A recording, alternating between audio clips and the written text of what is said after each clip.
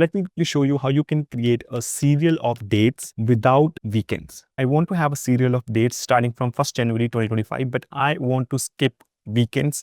That's Saturday and Sunday. For this, I'm going to use a single liner formula. I'm going to say work day, select the first date, that is the 1st January 2025. And here is the interesting thing.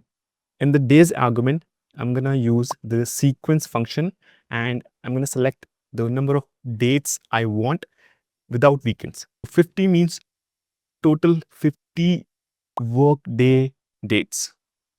And now I'm going to close my formula and hit enter. And you can see here I have this list starting from 2nd January 2025, but I don't have, you can see here after 3rd of January, I have 6th of January. That means I don't have Saturday and Sunday, those 2 days.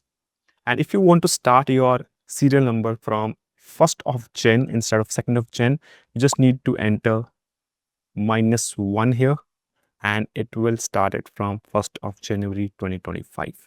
And how this formula actually works is pretty interesting. Now, when we use workday function, it allows us to get a future or past workday date after ignoring the holidays. Now, what happens is when I specify, let's say 1 here, instead of using sequence, let's say if I specify 1 here and just remove this, when I'm saying 1st January is my start date and I just want 1 days of interval.